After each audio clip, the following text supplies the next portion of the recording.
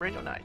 Please take this time to gather some popcorn, hamburgers, hot dogs, maybe even dinner or whatever snacks you eat, and have a sit down in front of the TV, the computer, or even your cell phone and enjoy the show.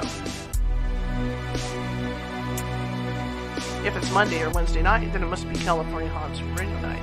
Please take this time to gather some popcorn, hamburgers, hot dogs, maybe even dinner or whatever snacks you eat, and have a sit down in front of the TV, the computer, or even your cell phone and enjoy the show. If it's Monday or Wednesday night, then it must be California Haunts radio night. Please take this time to gather some popcorn, hamburgers, hot dogs, maybe even dinner or whatever snacks you eat, and have a sit down in front of the TV, the computer, or even your cell phone and enjoy the show. If it's Monday or Wednesday night, then it must be California Haunts radio night. Please take this time to gather some popcorn, hamburgers, hot dogs, maybe even dinner or whatever snacks you eat, and have a sit down in front of the TV, the computer, or even your cell phone and enjoy the show. If it's Monday or Wednesday night, then it must be California Haunts radio night. Please take this time to gather some popcorn, hamburgers, hot dogs, maybe even dinner or whatever snacks you eat, and have a sit down in front of the TV, the computer, or even your cell phone and enjoy the show.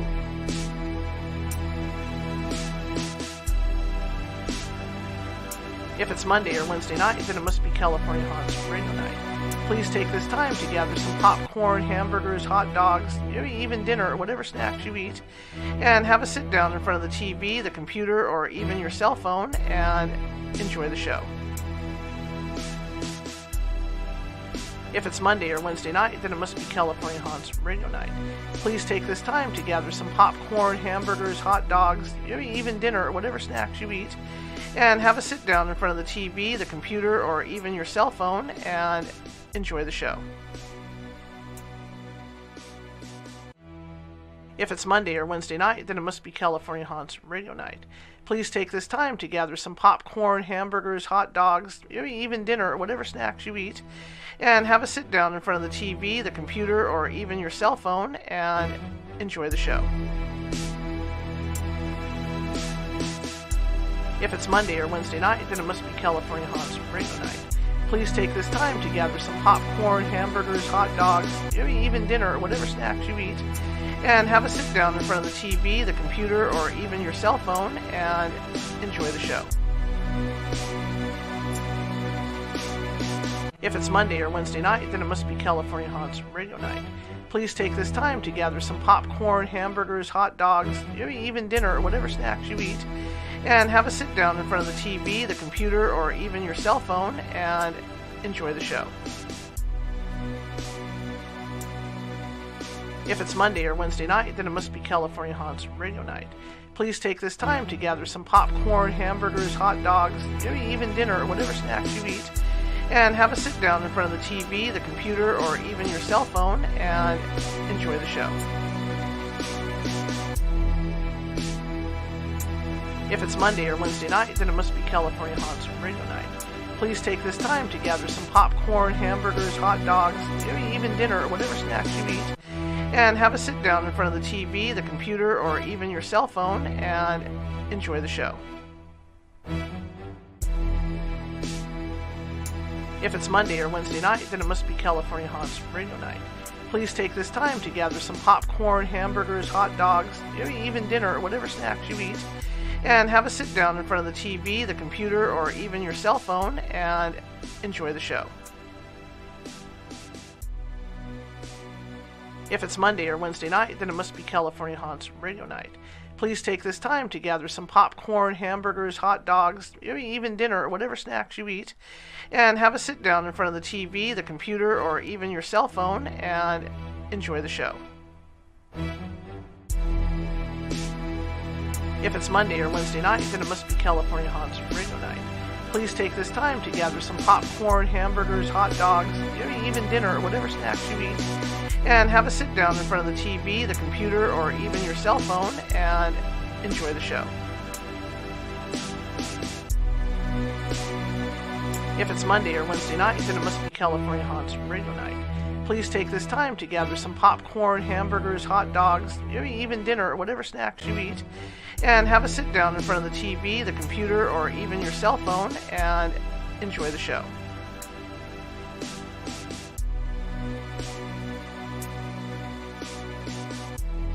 If it's Monday or Wednesday night, then it must be California Haunts Radio Night.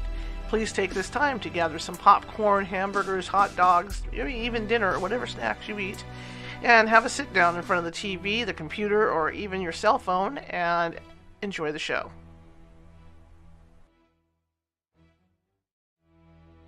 If it's Monday or Wednesday night, then it must be California Haunts Radio Night. Please take this time to gather some popcorn, hamburgers, hot dogs, maybe even dinner or whatever snacks you eat, and have a sit down in front of the TV, the computer, or even your cell phone and enjoy the show.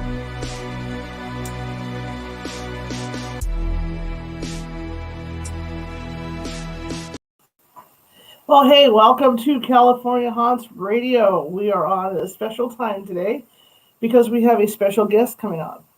I'm really excited to invite this gentleman. There's a lot of stuff going on, especially now with everybody stuck home with the COVID.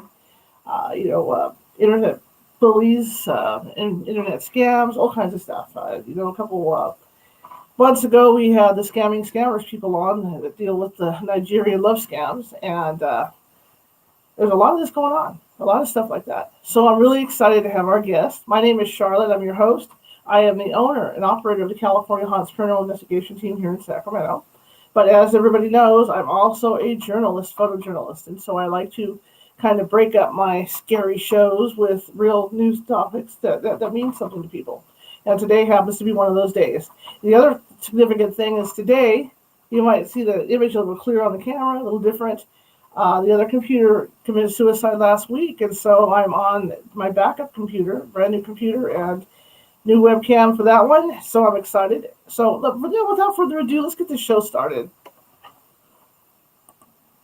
Hello.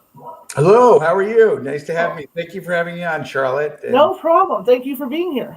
Oh, no problem. And hopefully all your viewers are both online and COVID safe. That's it. So tell me a little bit about yourself, sir. Okay, my name is Michael Nuccitelli. I work and live here in beautiful Brooklyn, New York. Wear my Yankee cap today. And I am a New York State licensed psychologist. My doctoral degree is in clinical psychology. And what we're going to be talking about today a little bit is about my concept called iPredator, which I call a dark side of cyberspace concept, iPredator. Now, you're not going to hold it against me because I'm an Oakland A's fan. You're a local what? I'm an Oakland A's fan. You're not going to hold it against me, are you? Oh, okay. Well, I'm not. I used to be really into baseball, but now I just like the way it looks. I know how New Yorkers are about their Yankees. Uh-huh.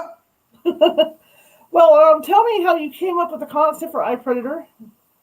Well, originally back in 2006, as I said, I got my doctorate degree in clinical psychology, and I've always had a fascination with what I call the dark side of human consciousness, and religious folks would call it evil. The criminologists would call it the criminal, or the worst case scenario, the psychopath. Mm-hmm. And back in 2006, I wrote a concept called dark psychology, which I call the dark side of human consciousness. It's available at the website. And then as time went on, being a forensic psychologist, working in the courts, criminal, civil, and child custody cases, I began to think to myself, if I was a pedophile, if I was part of the depraved, if I was a criminal, well, where better to go than cyberspace if I wanted to maintain what I call the veil of anonymity. And then around 2008-ish is when I began to jot down the concept called iPredator, where dark psychology is a dark side of human consciousness concept. iPredator is the information age dark side of human consciousness, and it includes 8 types of online aggressors. So what are those 8 types? Oh, okay. So you've got cyberbullying, which is the pediatric manifestation of iPredator. Cyberbullying occurs among children. The adult forms of cyberbullying would be cyber harassment, cyber stalking, and internet trolling. Then we have, as everybody knows, cybercrime, cyber terrorism. And then the last two, which are the worst of the worst, at least in my book, is online child predators and online child pornography consumers and distributors. And they make up the 8 types of iPredator. What do people, we can start with cyber bullies and stuff, and then we'll go to the predators, the child predators and stuff. What, how do they get into people's heads? Well, that's a loaded question. I've been working on that, as I said, for over a decade, and hopefully I'll live long enough. One of the sub-concepts of iPredator is called ODER, and that is an acronym. Offline distress dictates online response. And what I believe, obviously, everything I've created is theoretical until a day comes where they do research, hopefully to prove what I'm saying. ODER, offline distress dictates online response, basically means however my offline life is going, whether I'm happy, I'm sad, psychiatric, whether I abuse alcohol, drugs, whether I'm under financial stress, having problems in my relationship, I truly believe my offline life, my state my psychological state offline directly impacts my interpretation of what I do online. That's called ODER. So I really believe, as it applies to the victim, what I call the target, if a person is discouraged, if they are stressed, if they're not happy in their life, they're more apt to go online and not all occasions, but they're more apt to go online and present themselves in that very same way. Now, what walks hand in hand with ODER is called the IVI, and that is iPredator victim intuition. And what I believe, some iPredators, and it's on a skill set, it's from novice to expert. But Charlotte, what they can do is they can go to your social media, they can go to message boards, if you have a blog, if you have a website, if you have an internet radio show, they can go on, and by scrutinizing, spending time observing, they can ultimately conclude whether or not Charlotte is a good mark and a good target to attack. And that's based on their ability to assess a person's psychology. So that is called the IVI, and that walks hand in hand with offline distress dictates online response. See, that's interesting because like I said before, I have the people that run scammers on Facebook on here, and that's one thing that they talk about is that they will, they will search these profiles out, but then what they like to do is get the people away from their family so that they can operate. Most certainly. And that's a great point, Charlotte. And because really, when it comes to online child predator, obviously it occurs offline, but online as part of grooming, that is the number one task of the pedophile or the child molester, is to get the child to isolate. And obviously by doing that online, and that's when the grooming process begins. But to isolate a child is by far the number one priority of the online child predator. So, we the isolation. Are they saying nice things to them? What's being said in these conversations to entice these kids? Well, the part of the grooming process, obviously, it's a cornucopia of different things. But essentially, if I'm looking to groom a child, obviously, I've done my due diligence as a child predator. My IVI, I find a child that is either angry, discouraged, wanted, and I begin the grooming process real easy, Charlotte. Everything he or she says, the child, they're correct. I encourage them. Anytime they want to talk about their parents, if they're upset with their parents, their teachers, their siblings, anyone, well, what do? I agree and I support it. And I do that over and over and over.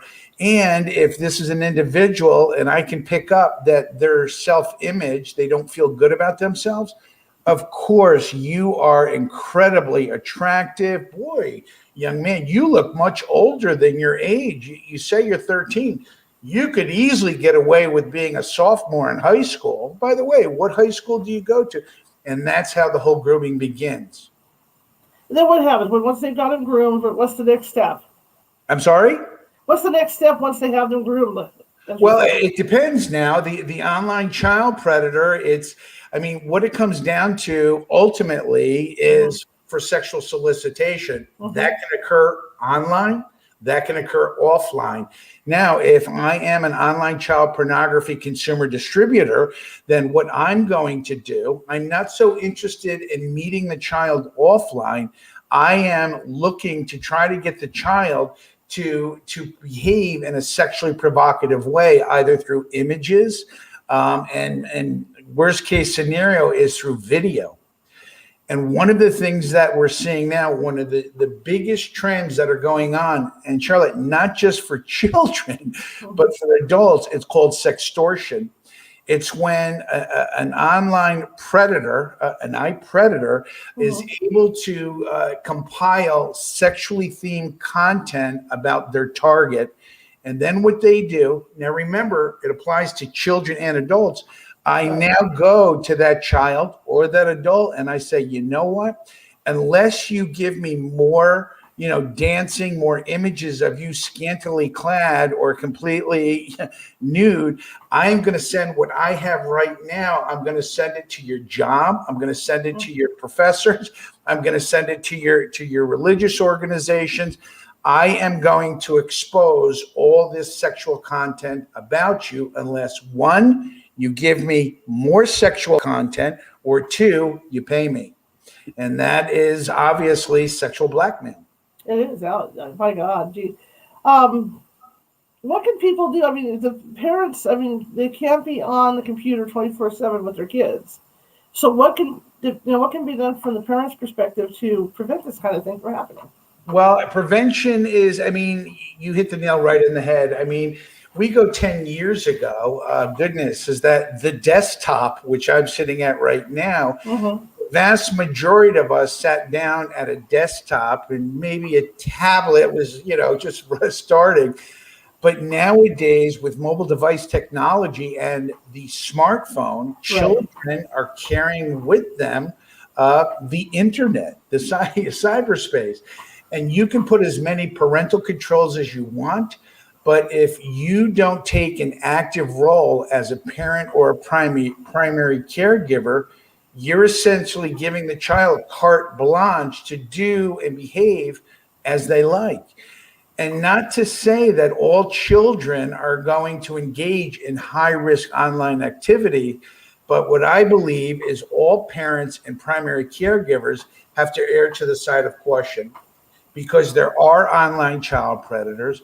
And goodness gracious, with the COVID and all this, virtual learning and children spending more and more time online child predators know this, and they're now spending more time online, hoping to be able to find, isolate, and target a child.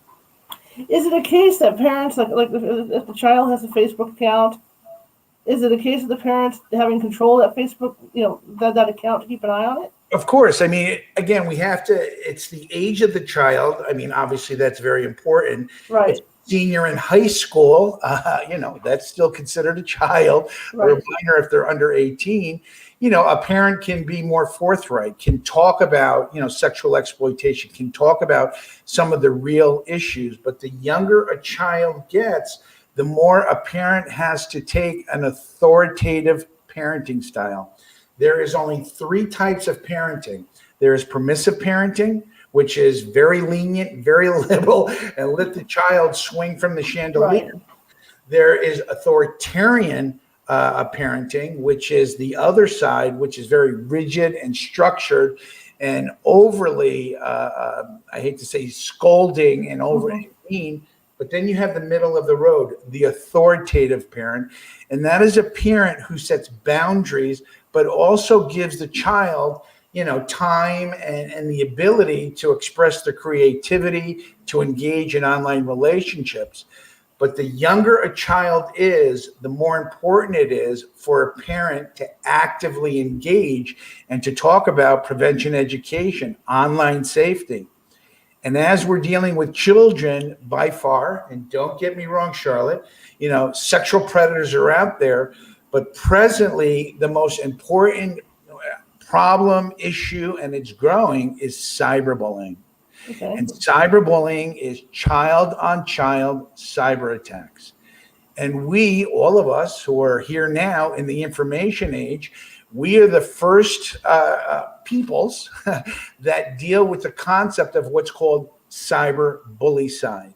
And what cyberbullycide is when a child takes his or her life because he or she has been cyberbullied, has been targeted online. Now, we all know that most bullying occurs offline. Cyberbullying occurs online. But think of this, and I'll use myself as an example. I'm in my 50s, and obviously when I was a child, there was no such thing as the internet, and I was bullied. So when I was bullied as a child, at the end, I could leave the school, I could leave the sports field. Charlotte, I could go home and I had sanctuary. I could go to my friends, my neighborhood, my family, and it was done. Not that I felt any better, but at least I had sanctuary. Today's children of the information age, they're not only bullied at school, but when they leave, they are cyberbullied. And not only are they cyberbullied Monday through Friday during school hours, they are targeted 24/7, 365. So essentially, children of the information age, those that are cyberbullied, there's no escape. That's true. And I was just thinking about, I lost the thought, but I was just, oh yes, my nieces. I remember when you talk about the different way people raise people. I never raised my nieces per se, but I would get them in the summer, for a month or so. And I remember even at 3 and 4, I would sit down and I'd say, you know what, we got to go to the park today, but you got to be careful because I used to call them park people. My nieces to this day will laugh about park people because I said, you don't want to talk to park people. You don't want to talk to anybody other than me. Park people. But they're park people. And so, yeah, if you ask my nieces, today they'll go, oh, yeah, we used to talk about park people and all this. But that's how I had them functioning at the park, that they were really observant as to who was around them. Well, I mean, when you say park, I hear you say park, to me, I just think it would be great if, parents, primary caregivers, families begin to set the boundary with their children, say, turn it off, go outside. Because what's happening is the more time, and there's, again, I'm not a big research hound, but right. The present statistics are saying that children spend anywhere from 5 to 12, 13 hours a day online. Well, the more time, and then you throw in online gaming, goodness gracious. And, maybe we can talk about internet use disorder, AKA internet addiction at a different time. But children need to be encouraged and, if need be, told, go outside. Because what's happened is, and I don't want to get into all the psychobabble, but for me, when I was a child and there was no internet, well, if I wanted to ask a girl on a date or if I wanted to talk to a girl, I had to actually talk to her offline, face to face. Now, don't get me wrong. I can recall that it was very stress provoking. But what I was able to learn are basic nonverbal and verbal communication skills, also called interpersonal skills dynamics. Well, today's children and some adults who are now using all the online dating, but specifically with children, they are not learning how to converse, to interpret, how to understand the hundreds, if not thousands, of different verbal and nonverbal cues that occur in a social relationship. They're just not learning it because everything that they're doing it online. Yeah, that's absolutely true. And one question that comes to mind, I know the people that don't have kids or how does cyberbullying work? What do the cyberbullies do? I know, because they've got outlets. There's not only Facebook, you've got YouTube, where stuff can be uploaded. You've got, all this other stuff. How does that work? I mean, something, you see the stuff in the movies where they'll get an overweight little girl or something, and then they'll just start doing, this embarrassing stuff and all that, and all of a sudden it's all over the web. Is that how it works? I mean, it's a matter of finding actually, one of the philosophical questions I think about all the time is, did the adults teach your children, or did the children teach the adults? And at the end, at my website a couple of years ago, I have 42 different cyberbullying tactics, where different ways, types of cyberbullying. Most importantly, though, in relationship, and I'll address what you're asking, but there are 3+ types of cyberbullying related to cyberbullying, a triad. There is the cyberbully, who is the offender. There is the cyberbullied, who is the victim, the target, and then there is the bystander. In today's world, I believe, for when it comes to children of the information age, 100% of children either, and these are the bystanders, either know a target, a cyberbullied, or know a cyberbully. Bystanders are the vast majority of children who know what's going on and do nothing about it. Now, as I said earlier, that 3+, that small segment, Charlotte, is what we have to encourage, is called the upstander. The bystander knows about the cyberbullying, but may be too afraid to confront the cyberbully, can go to a teacher, go to adult, because they're afraid they will be seen as not cool, or possibly they may be targeted. The upstander, which is a small percentage of the bystander, they do something about it. Their self-confidence, their ego, they stand up and they go to a parent, they go to adult, and goodness gracious, some actually confront the actual bully. That's what we need to encourage, is the upstander. But that is an incredibly small percentage of the total dynamic. Is it a case of parents not realizing how quickly this can happen, how quickly it can spread? Again, I don't want to, castigate. I don't want to pass judgment on parents because parents are doing the best they can. That they can. Many parents did not grow up in the information age. Right. Many parents grew up, prior to the information age, or maybe just at the beginning of when computers and social media became popular. So parents, if I were to make a broad statement, most parents, as well as most professionals, even in my industry of behavioral health care, do not understand the trauma, do not understand the psychological impact of what it means to be targeted, as I said, 24/7, 365. This is no longer just bullying where the child gets beat up or gets made fun of or teased and taunted at school and comes home. Now it's not only happening at school, it's happening when they're at home, on the weekends, during summer vacation. And also, it's called cyberbullying by proxy. That's one of the TACTA. It's now when not just the cyberbully, but the cyberbully, the child, manipulates other children to target the victim. That's called cyberbullying by proxy. So you can imagine what that must be like for a child. And the victim, Charlotte, oftentimes, they're not going to go to a parent. They're not going to go to a teacher. Why? Because they're afraid that they're going to be targeted and being, going to be made fun of. And it's not cool to snitch or to go to adults. Hence, that's cyberbully side. It's truly unfortunate. That is unfortunate. So obviously, like I said, they're using places like Facebook and Instagram to do this stuff.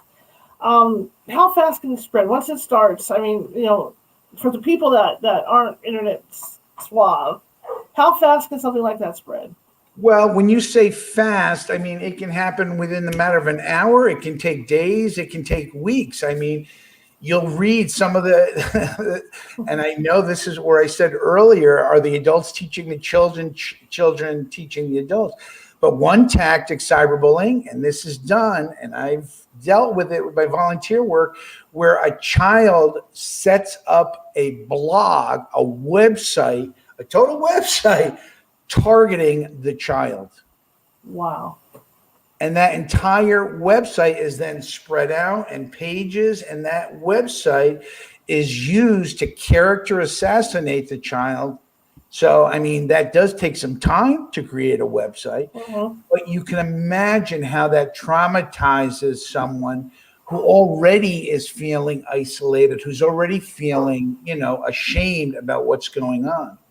And the thing is, with sites like that, it's human nature anyway to read stuff like that. People like to read, garbage on Facebook. Well, okay. Look at the Inquirer, right? Look at the No, you bring up a good, because that's part of dark psychology. And I've been asked this question: is why do humans have a fascination with the macabre? Right. The macabre. I mean, why do we, as humans, slow down when we pass a car wreck?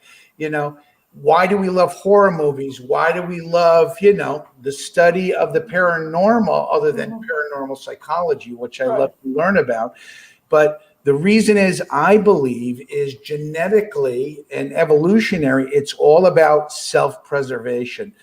So the curiosity and the interest for the macabre is not so much that we're sadistic or we're evil, but the curiosity is part of being Homo sapien, being human. It is in one way a way for us to protect ourselves in our social system by learning about all the horrific things that are going on around us. So I don't encourage it, but I don't see it as a bad thing. Right. But what I find scary, like you say, is that's how this stuff spreads, and there's people out there that are reading this stuff. Like I said, that's what we do. I've done it. We've all done it. Yes. And it's just sad because people don't stand up and say, hey, this doesn't seem right. Right. That's why, as it relates to children, and then also, I mean, if you want to, generalize it to adults, we need upstanders. We need folks to do something about it. Related to cyberbullying, we need to encourage children to stand up and to go after that cyberbully, to tell somebody and not keep it a secret. In your studies in this, what have you seen? What types of, like the kids that are being bullied, what types of reactions do they have, or what is the stuff that's being posted about them? Well, I mean, when we talk about the reactions, we just talked about the most severe form, cyberbullicide, is, and that is growing, in leaps and bounds. But children, when they are being targeted, they will isolate. There'll be a change in their grades. All of a sudden, they're getting sick more. They don't want to go to school. But the biggest piece, I guess, from a parental primary caregiver would be, one, is a change in their behavior. A child can be private. Some children are introverted, some are extroverted, some are in between.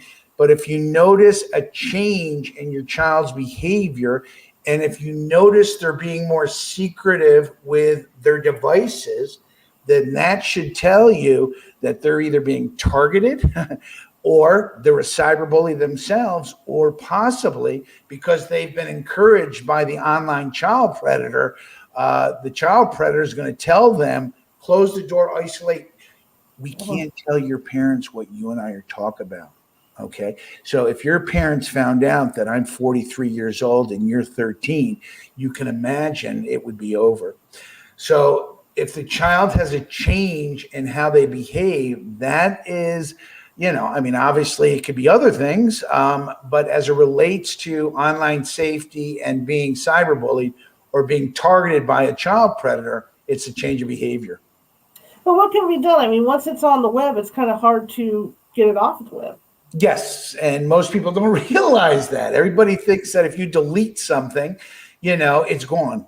The reality is it's not, okay?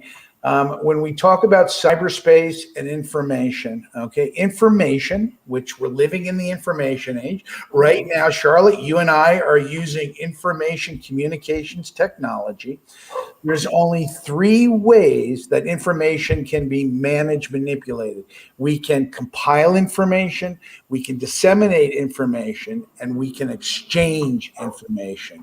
Those are the only three things. So as it relates to both ourselves and to children, it's understanding those three aspects. It's being able to sit down with a child. Obviously, you have to gauge developmental appropriateness, how to say it. But even for adults, it's understanding that any personal information you share online, even if you have your Facebook settings set to friends only, okay, you are opening yourself up to being targeted. And I've done probably about 30, 35 shows in the, last, I'd say 3 or 4 months. And every single time, and Charlotte, I'll say it right now, personal information, personal information, personal information. The more personal information you share online, the higher probability there is of you being targeted.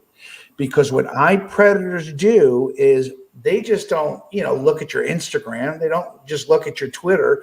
They will take tidbits and they will go to your Facebook profile. They'll go to your LinkedIn. They'll go to your Twitter. They'll go to your Instagram. When it comes to children, they'll go to Snapchat.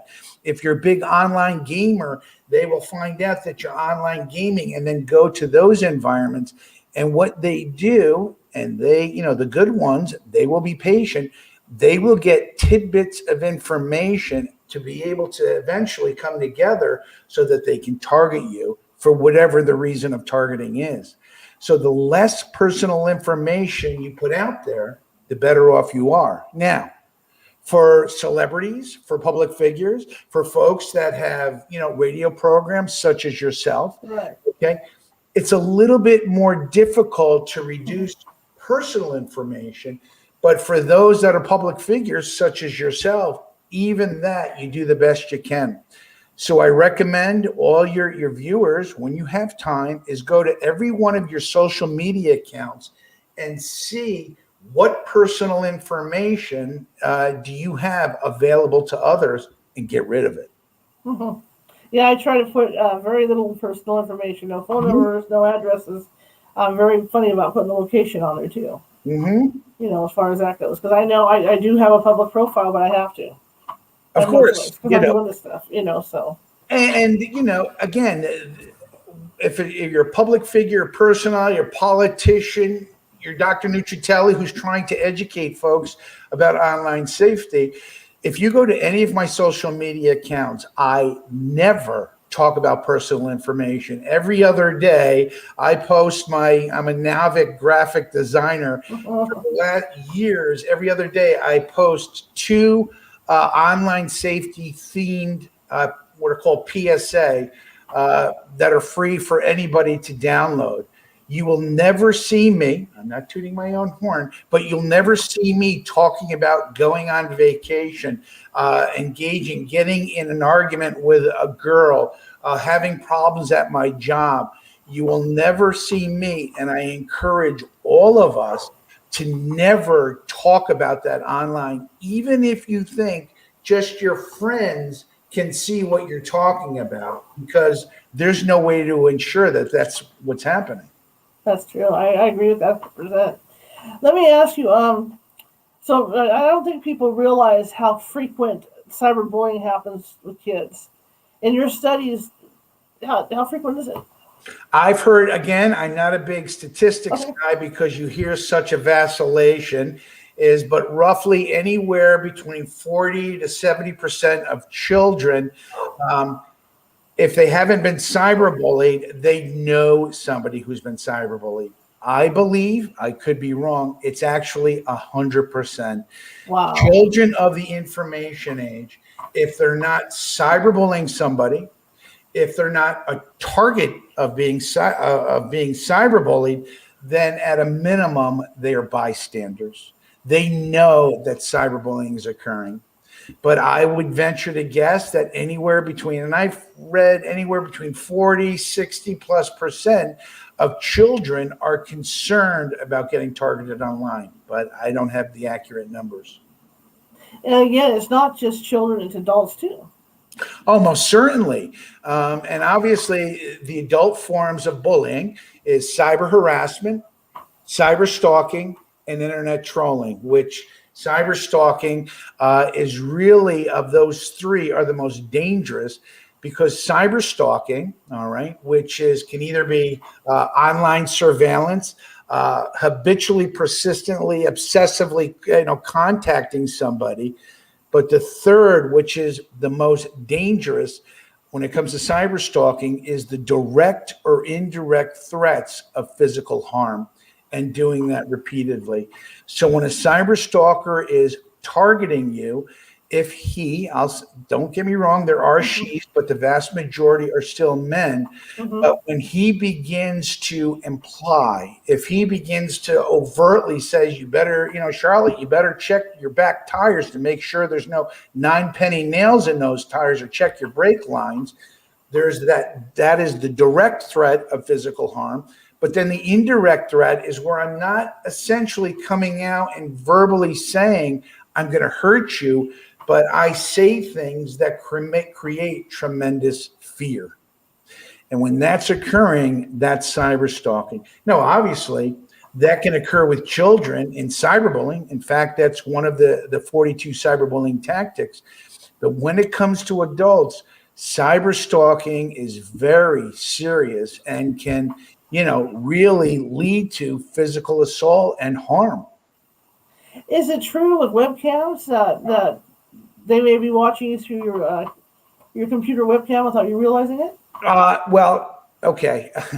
That can occur, but that is only in very, very extreme situations. In order for that to occur, the iPredator, either he has enough money or he himself is tech savvy enough to do that, because you're talking about real black hat hacking to be able to do something like that. So is it possible? Yes. Is it probable? Almost zero, but it is possible, certainly. Because I was going to say, you hear about that with webcams. You also hear about that with those nanny cam things too that people have on their babies. Of course, yes. So it can be done. But does that mean that you don't go online, you don't use webcam, you don't do educational interviews like this? No, you get, my webcam has a little thing that I closed to hide.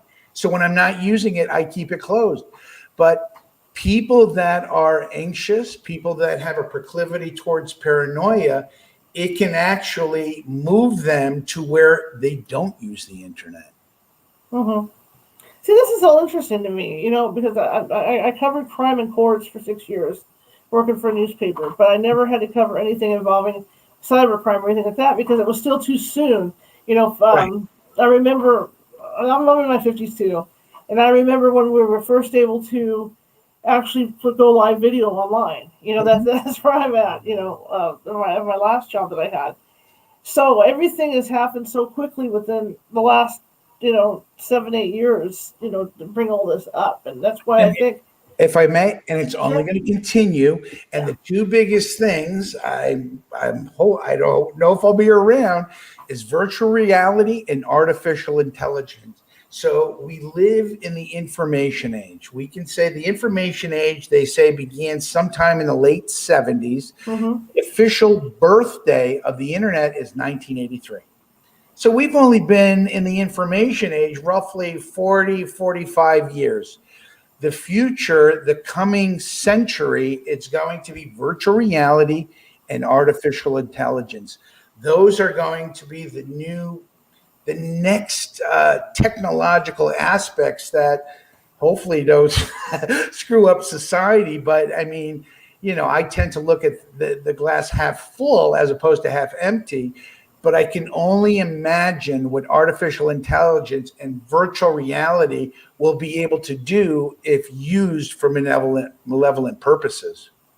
Well, let's talk about child trafficking a little bit too, because there's always the story of the parent that takes their, well, all parents do it. They take their kids to school for the first time. They got them all dressed up real pretty. What do? They post it on Facebook. Mm-hmm. And the next thing you know, there's some guy looking, there's some dude looking at it, and the kid disappears at some point because the parents have posted this, right? Well, I mean, what's happening is, and again, I don't have hardcore proof. I mean, it's Right. anecdotal.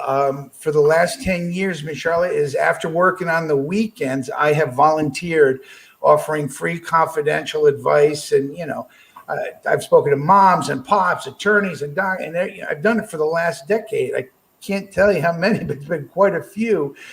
But folks would be shocked to hear what's going on online.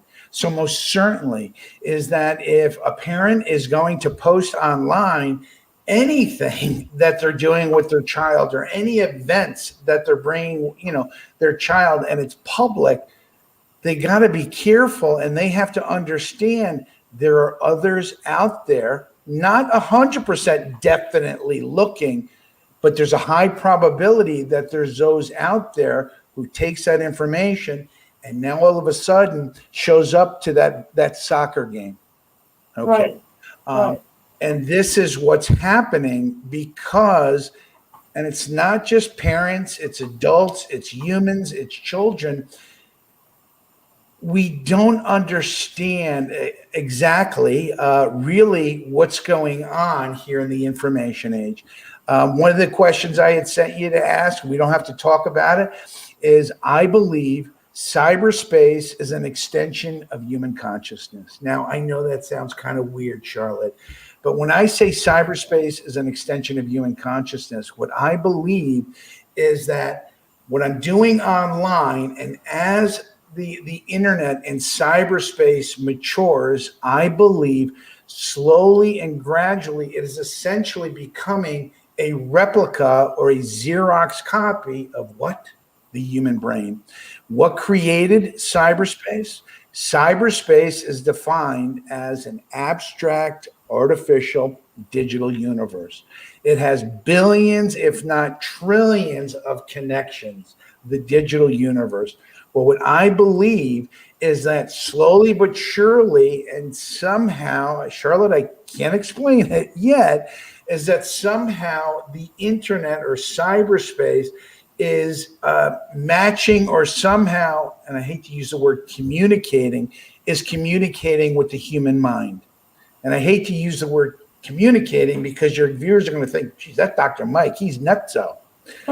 But it's the only term I can actually come up with right now is that somehow when people go online, not to say, well, it's already been proven, it's called the disinhibition effect.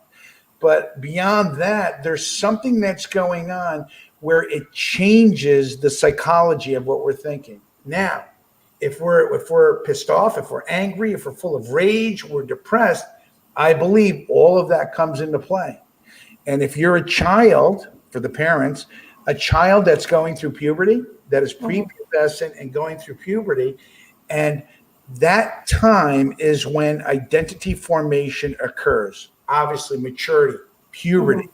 Well, I believe that children, as part of their identity formation, it is now directly being impacted by their online presence and their online life. I can't prove it, but Charlotte, in terms of my volunteer work and folks that I've helped and what I've read, I see it happening. It makes sense. I wasn't asked you about it, but that topic fascinated me too. It makes sense because when it comes right down to it, all this stuff was created by humans. And the scientists, the way scientists think, I don't want to say it. I knew a guy in high school that I dated for years, and he was really, really intelligent.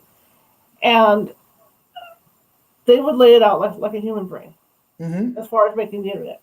Because you'd have the one main channel, and everything else would branch off from there, just like the nerve endings, go through the brain and all this. So what you're saying makes a lot of sense. Well, we'll see. Hopefully I'll be around enough where somebody does research or somebody far smarter than me is able to present that. But Charlotte, I see it. I see it happening, particularly as it relates to my volunteer work. I mean, obviously secondary, a lot of the research that I do, but in my volunteer work, it's just amazing. And it's not, Charlotte, it's not just children, it's adults. And I've helped adults with PhDs, with JDs, far smarter than me, but they go online, they engage in online dating, they fall in love. Okay, I'm not going to go into the detail. They fall in love with someone, not only they've never met offline. I had 2 in the last 10 years where they reported they were in love with somebody they've never even seen online on a webcam.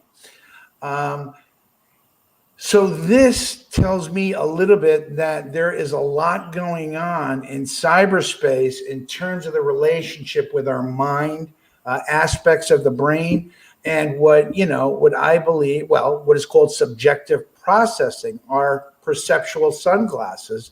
All of that is going on. And because it's the beginning of the information age, we're at the beginning of a period of history that is likely to last centuries.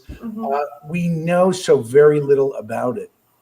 Well, it's the keyboard warrior syndrome, because you're in your house, somebody else is wherever they're at, so you feel safe.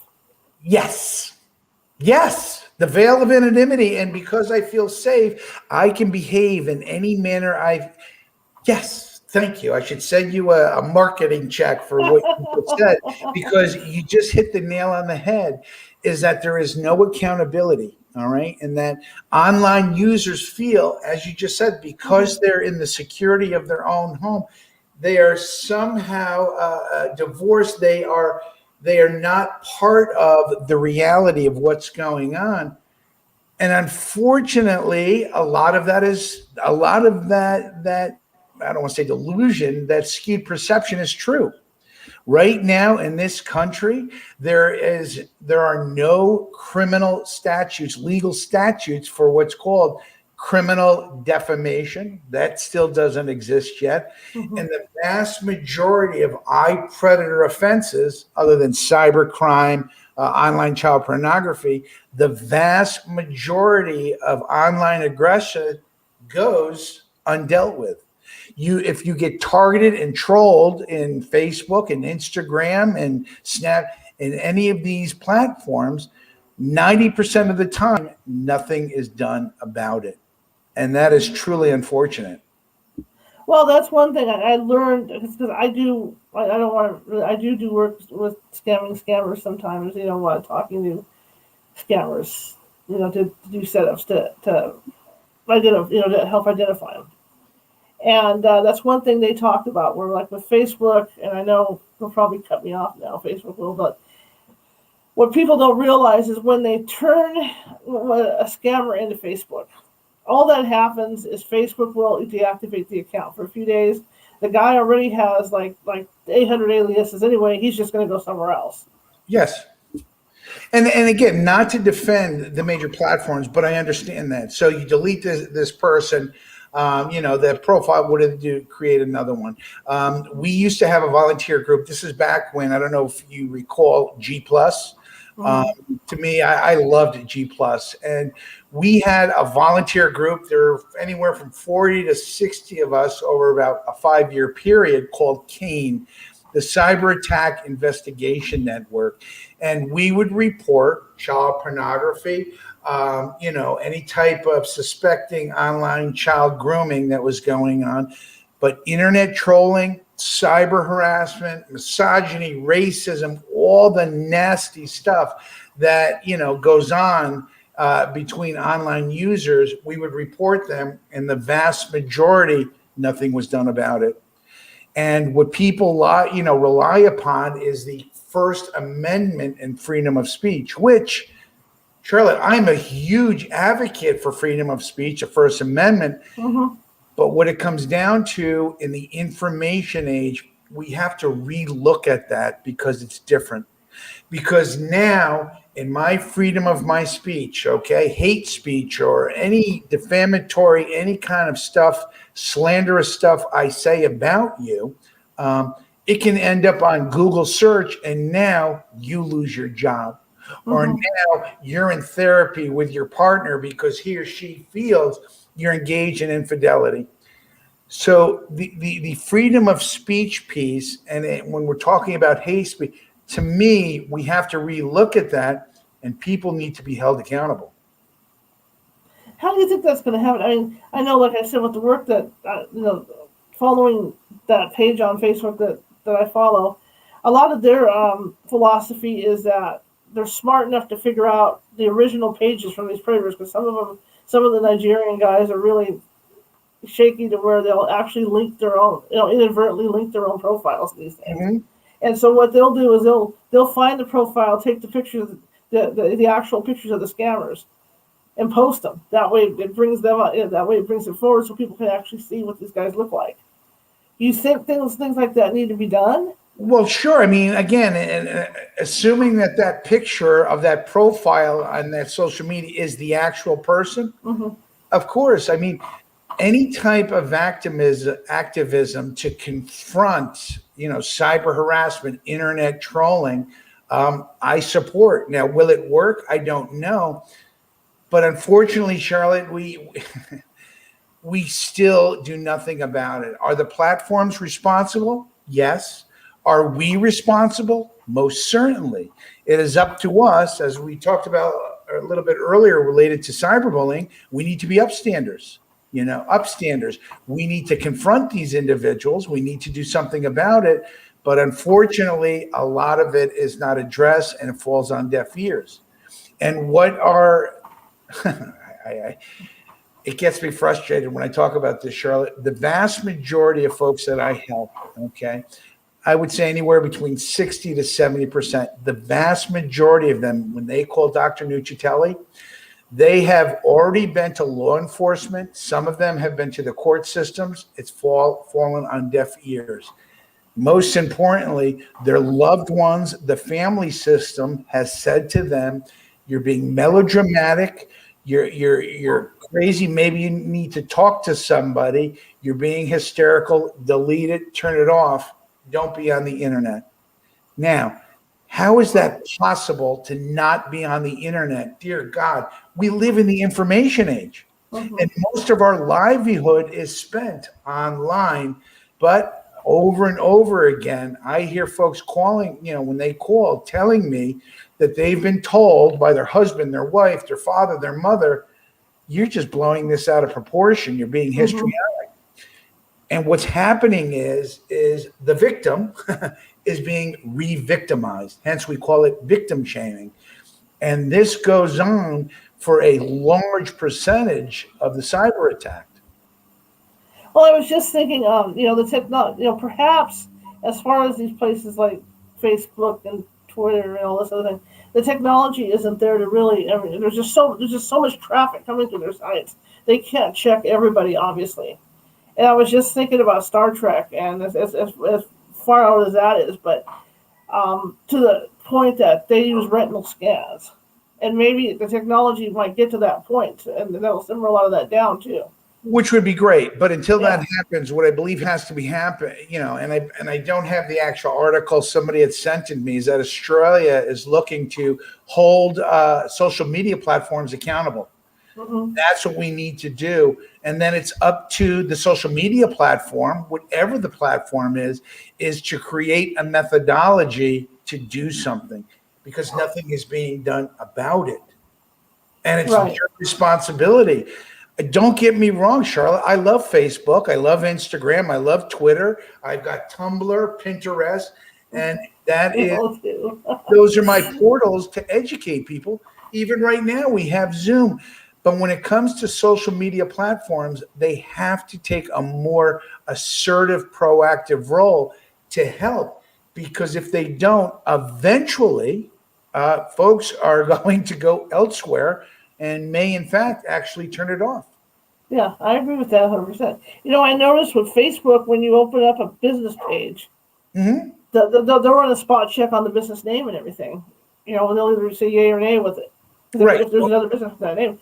It's a shame that they can't do that with people. Yes, identity verification would be wonderful. That's not being done. Again, there are a multitudes. When I'm saying Charlotte is asking if I was in front of the big 6 or 7, is do something. Well, what do you want us to do, Dr. Nuccitelli? Well, let's talk about what can be done. Nothing is being done, and that needs to change quickly, because as it relates to children, children are committing suicide because they're being taunted online. People are losing their jobs. People are, young folks are not getting admitted to colleges. Not that college admission boards are supposed to do Google searches, but they do. And when they find any type of slanderous, any type of defamatory content about a potential candidate, sorry, they're crossed off. And this is a harsh reality. I agree with you. And like we said earlier, it used to be you could just go home and hide and it would go away. But now, no matter where you go, it's going to follow you. It doesn't matter. I mean, you could be applying for a job 10 years later, you do something stupid. Right. And Charlotte, you said earlier, and now that negative content, okay, we go back to how we have a fascination with the macabre. Right. Well, positive content information about Dr. Nuccitelli is it's okay, but negative content, something that is salacious, people are going to click on it, and what does that do? It raises the search results, the page ranking. So now you put in Michael Nuccitelli, and all of a sudden, first page Google, I am a pet, blah, blah, blah, blah, blah, blah, blah. That needs to change. Well, a perfect example of all this was the election. Yes. The stuff that was coming through, and the trolls that would come on and bait people, and people would fall for the bait. And each one of those posts from those trolls, every time they clicked on it, fall for the bait, it would go up higher and higher, so that when you went into the comments on these things, that was the first thing you saw. Correct. And trolls, the internet trolls, is actually, you can get I don't think if you open onto Indeed or Monster.com, you could get a job as an internet troll right now. But there are internet trolls that are employed. They're paid to create disinformation campaigns, to put, to character assassinate people. And oftentimes, they're politicians, they're celebrities, they're public figures. But then again, there are also those that are small business owners. They're not millionaires, but their competitor who lives in that same town, or maybe, a community over, hires somebody to defame, to slander, and to character assassinate that small business. That's being done. Oh, yeah, it's being done on Yelp right now. Oh, yeah. There's a lot of cases of that on Yelp. People just don't really, people don't realize the big picture of it all. I think, the normal person doesn't realize how much of a reach the World Wide Web has. Yeah, and it's again, it's amazing. And I have people that I've helped, not only my volunteer work, but I have associates who've been targeted. And these are, very intelligent people. And they go to, law enforcement, and it falls on deaf ears, where law enforcement essentially says, unless somebody has a knife to your throat, there's not much we can do. And again, I'm not trashing law enforcement, but we need to have some type of cyber criminal, or I hate to say iPredator, elements within law enforcement, so that when people go and they report something, one, they're believed, two, something is done about it. The thing is, though, when you think about that, the amount of manpower they would need to do something like that, I think that's what makes it prohibitive for law enforcement to really get involved with this stuff, because, like I said, it's such a vast thing, and there's probably so many people. I mean, just in my little area that I live in, there's probably maybe 10, 15 people that are being cyberbullied. And then to go to law enforcement, they'd have to do the same research we're doing, get online and have to go through all that and trace it and get the FBI to trace, or whoever does the tracing, Homeland Security, or whoever, is doing that tracing. So, it's a lot of man hours. One of the ideas I had, not to toot my own horn or whatever, and this couple of years ago, it's called IP3141. Last time I checked, it's been a couple of years. There are 3,141 counties in the continental United States.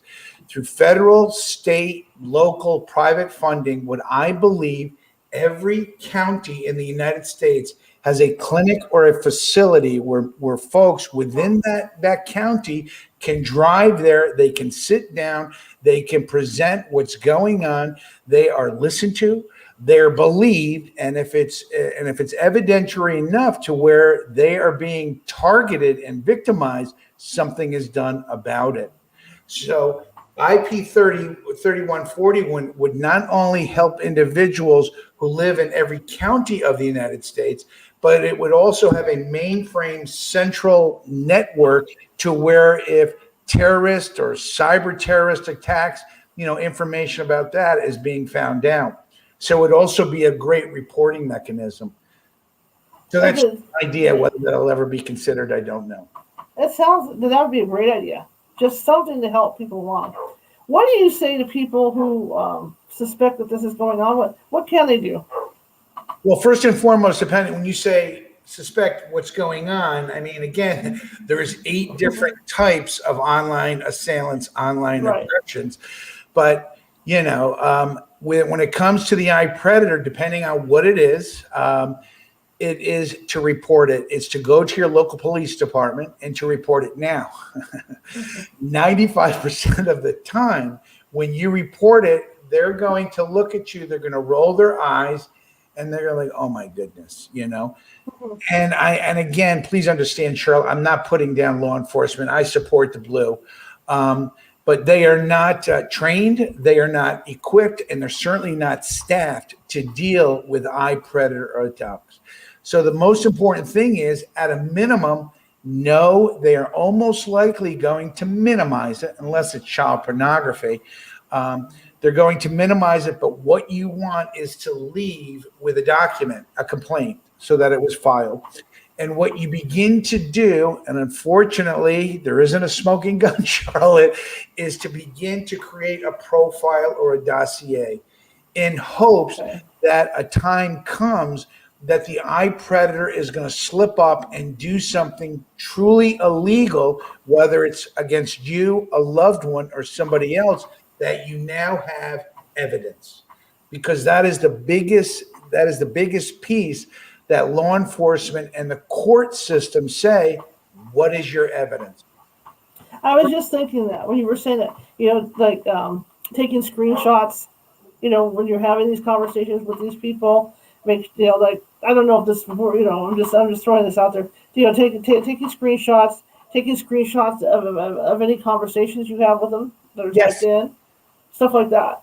Right. But it's also knowing if you're, again, if you're practicing online safety, if you're not disseminating, exchanging, compiling personal information, again, hindsight's 2020, you should have a lower probability of that.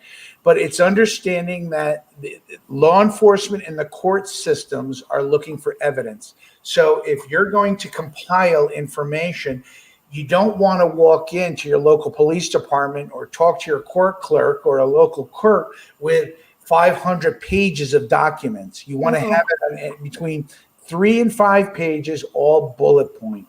Number 2, it's understanding that law enforcement and the court system are probably going to poo-poo it. They're going to minimize it, and they're going to say our hands are tied. Okay. It doesn't mean you're crazy. It doesn't mean, that you've lost. But what it means is our society is not dealing with what it means to be cyber attacked. Another question I had real quick too. Look, the standard places people hang out are Facebook. You got Instagram, you got Twitter. Like you say, there's a few others. But it's a sign, like when you go and see your kid's computer and you realize that there's something else loaded on there, like Cloud Hub, or one of these other like meeting sites that isn't the norm. Would that be something to look into? Oh, sure. I mean, I believe I disseminated one of my silly images is that in our proverbial Rolodex, we all used to have our doctor or our accountant, our dentist, our veterinarian if we have pets. Now what you need to have in that proverbial Rolodex is a information security professional or a digital forensics professional, or the shift is now being called a certified ethical hacker That's again, you'd get certified here in the United States. It would be an ethical hacker, to where somebody that you can drive to in your community, to where you can sit down and not only get educated about yourself, but also get help if you get targeted. Well, that's the thing, and people don't realize too, just like with the romance scammers that are out there, they want to lure you away from Facebook. Of They want course. to lure you away from the mainline stuff. They want to put you in Isolate. their chats. Yeah. In these other chat rooms. That is the iPredator's primary goal. Again, obviously more so with children, but with adults, is to isolate you. And the more they can isolate you, the more power and the more control they have in terms of manipulating you to engaging in whatever their nefarious, fantasies are. Well, that's the point I was trying to make, was when you get on your kid's computer and you're looking through there and you realize that they're on some other chat room other than Facebook. Correct. That could be an alarm going off in your head going, hey, well, why are you over here and you're not on Facebook? Right. Yeah. This hour blew by. Oh, well, I guess that's a good thing. I mean, we're talking about we're talking about dark stuff, Yeah. Again, this is my passion, so I can sit and I can talk about the psychopath, what's actually one of the pages on my website, the online psychopath. But it's important, and if I just may say, I know where it is, that everything at my website, ipredator.org.net or .co, no M after the CO. Oh, thank you. Wow. Check you out putting that up. Everything on my website, all the content, all the images, everything is public domain. It's free. It's educational. Anything you print out, you download, you don't even have to give an email address. I mean, it'd be nice if you give me attribution and maybe share the link, but I don't do any type of tracking. So everything is free and public domain. And again, you don't have to attribute me at all. Before you go, you raised something about the psychopaths online. Let's talk about that.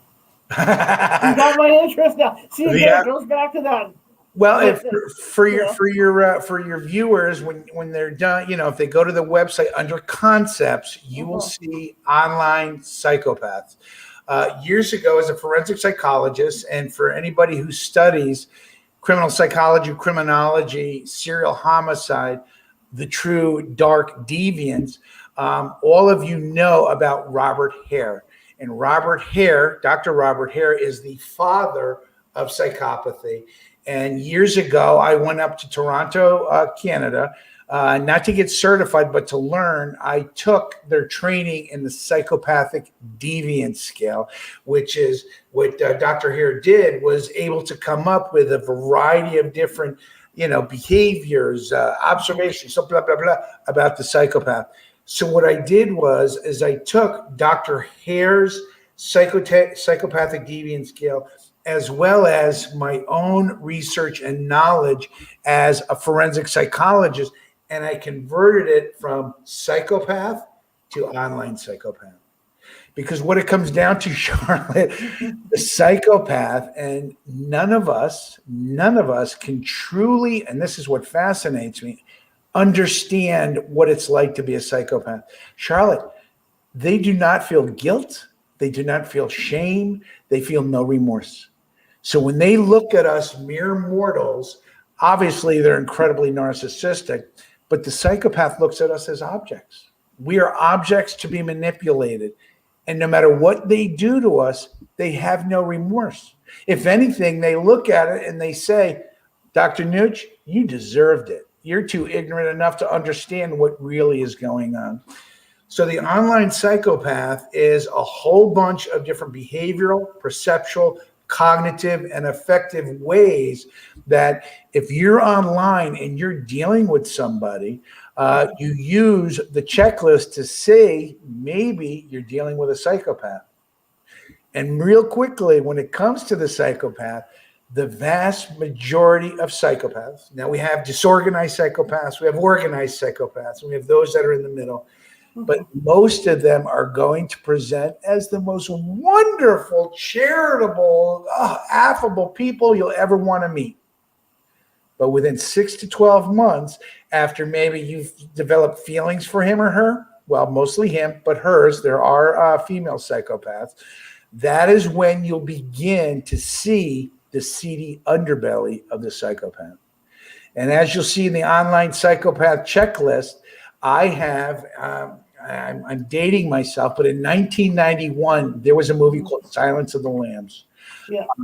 which was an incredible movie. For those of you who have never seen it, Anthony Hopkins, I always forget the celebrity's name, Silence of the Lambs. So he was an MD psychiatrist, the antagonist, Dr. Hannibal Lecter. There's actually a TV show I've never watched, but Hannibal Lecter was a brilliant, high IQ serial killer. All right. Well, for the online psychopath, I call them the Doctus iPredapath. They are psychopaths that are brilliant. They are affable. They are socially adept. And most importantly, they are expert and tech savvy.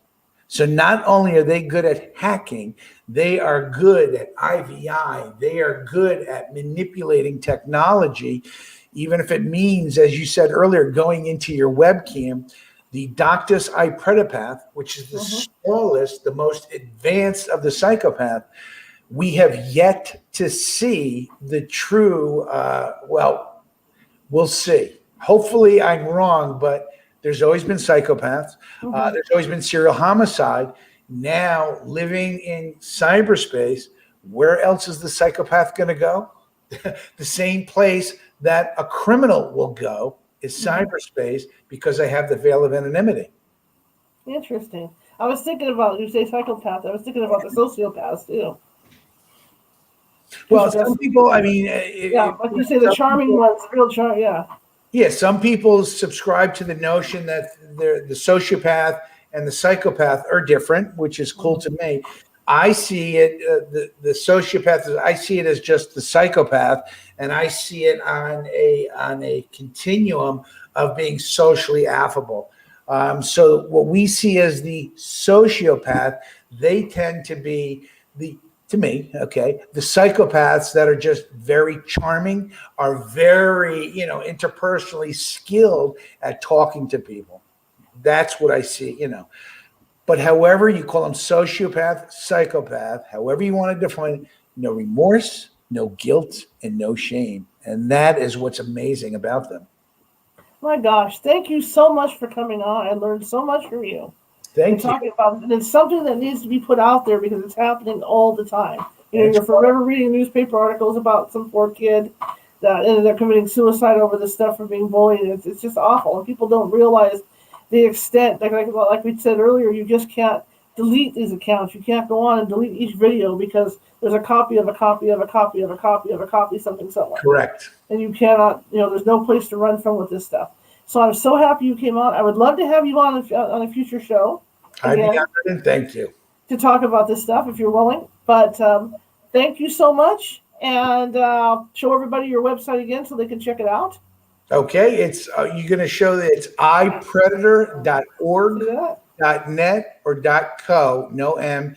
Boy, that looks good. Thank you for doing that, Charlotte. No problem. No problem. Thank you. Thank you, and thank you for coming on. I really, like I said, I really appreciate it. I would love to have you on again, maybe next month, the month after, and talk some more about this stuff because there's a lot of it going on and it needs to be out there.